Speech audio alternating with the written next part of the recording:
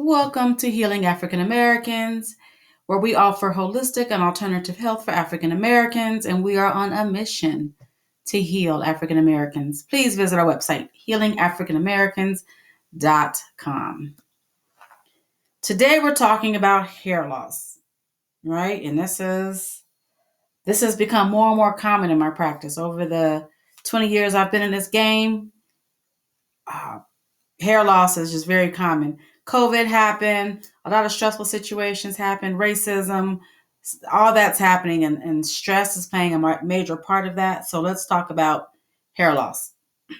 So partial or complete hair loss is called alopecia.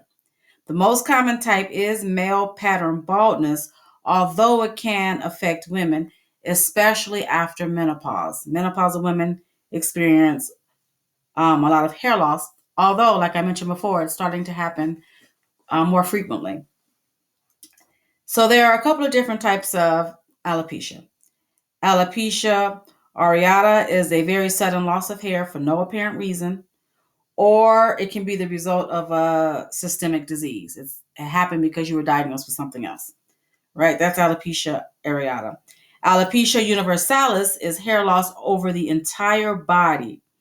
Now, this one is highly genetic and it has a poor reversal rate, especially if it's diagnosed during childhood. So if you get diagnosed with alopecia universalis in childhood, it's probably going to be a lifelong condition.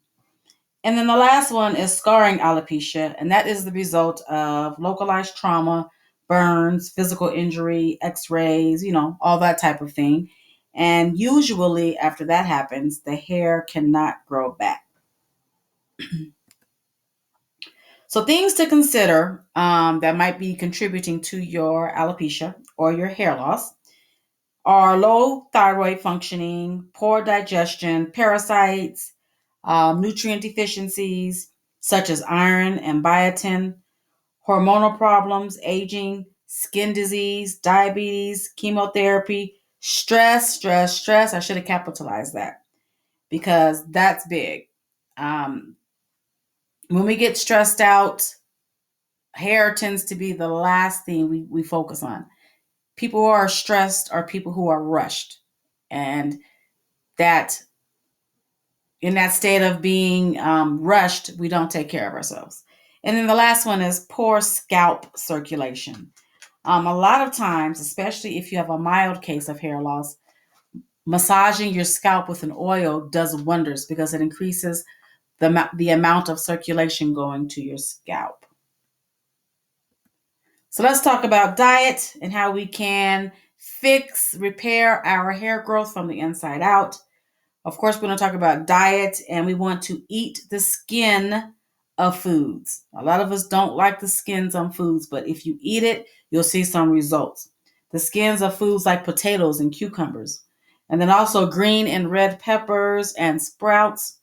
These foods are high in silicon, which gives hair strength and helps it to grow, right? It also helps your fingernails as well.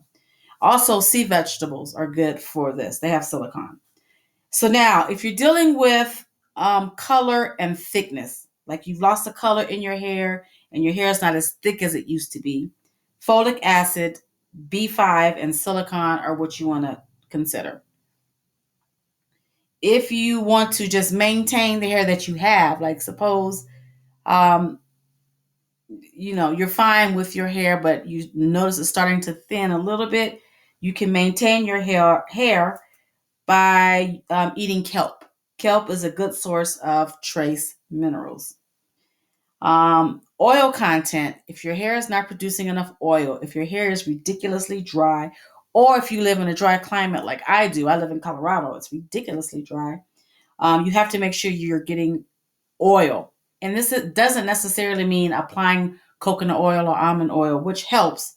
That helps, but you want to make sure that your body can produce the amount of oil necessary to maintain healthy hair. You do that with zinc. Zinc is a hard supplement to take. Try to eat foods high in zinc, like pumpkin seeds, or make sure you take a zinc supplement with food because very few people can take zinc without having an upset stomach or something of that sort. Okay, then if you have dull and lifeless hair, consider evening primrose oil, flaxseed oil, and vitamin E. Okay?